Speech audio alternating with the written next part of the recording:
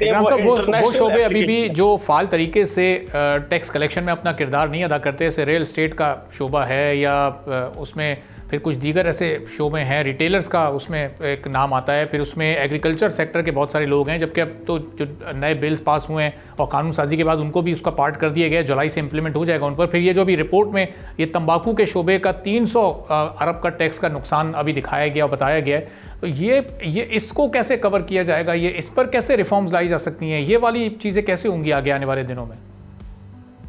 इसके लिए मॉनिटरिंग जरूरी है। आप एक जमाना था कि जो इंस्पेक्टर्स थे वो सिगरेट फैक्ट्रियों के अंदर होते थे, उसके बाद ये आज से कोई 15 साल पहले ये पॉलिसी बनाई गई कि नहीं, जो फैक्ट्री हैं उसके अंदर नहीं होंगे, बल्कि रोड्स पे चेकिंग होगी कि कहीं ट्रक बगैर ड्यूटी के सिगरेट तो नहीं ले जा रहे। फिर जो इनकम है उस इनकम की मॉनिटरिंग होती है, वो होती है सारी ट्रांजैक्शंस के जरिए कि ट्रांजैक्शंस की मॉनिटरिंग करें। जो ट्रांजैक्शन की मॉनिटरिंग है वो सही तरह नहीं होती, क्योंकि जो लोग बड़े लोग हैं जिनकी इनकम बड़ी है, वो जो बड़ी इनकम है वो उसको छुपा सकते हैं मौजूदा टैक्सेशन सिस्टम के तहत।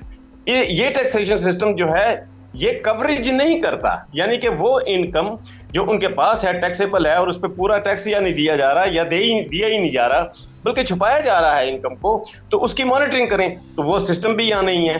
IMF ने हमारी इत्तला के मुताबिक इस पे बात की, लेकिन वो अधूरी रह गई। अच्छा, तो आप ये बताएं कि अधूरी वो रह गई, इसका मतलब कि इंटेंशन यहाँ नहीं है इस वक्त हमारी पॉलिसी मेकर्स की, या विल का कोई इशू है, या अभी थोड़ा सा वक्त गुजारना चाहते हैं, इस रिव्यू को गुजारने के बाद फिर अगले बजट में कुछ इस तरह की इस्लाहात लाई जाएंगी कि फिर इस पर काम किया जा सके? ये इसको यहाँ पर पेंडिंग में छोड़ने का मकसद क्या समझ आ रहा है आपकी? देखें, मैं पहली दफ़ा एक बात कर रहा हूँ, मैंने पहले कभी से कोई किसी की लिखी हुई नहीं देखी, ये किसी को टीवी पे ये कहते नहीं सुना। दोनों तरफ से फिशी मामला है। अच्छा, लगता ये है कि IMF के हकाम भी सीरियस नहीं है कि पाकिस्तान में इन्वेस्टमेंट भी हो और टैक्सेशन भी हो और दोनों सही हो और बैलेंस्ड हो, और यहां से भी जोर नहीं दिया जा रहा क्योंकि उनको पता है कि यहां करप्शन नहीं रुक सकती।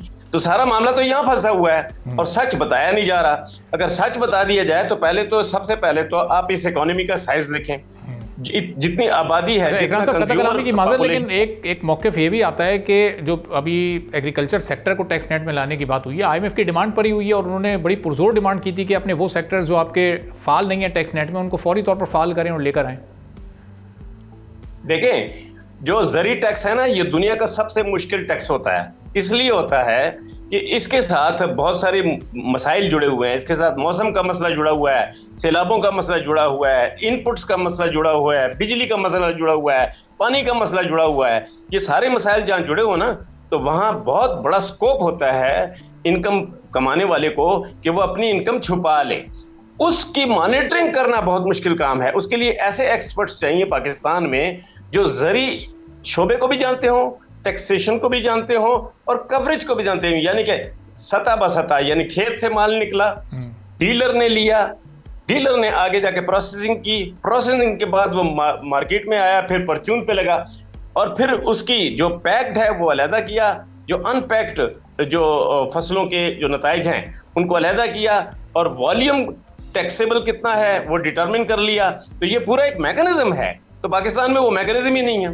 सही। अब अगर ये टैक्सेशन बहुत ही ऑनेस्टली भी की जाए तो इसको 10 साल लगेंगे मॉनिटरिंग सिस्टम बनाने में। सब्सक्राइब करें और बेल दबाएं ताकि कोई खबर रह न जाए।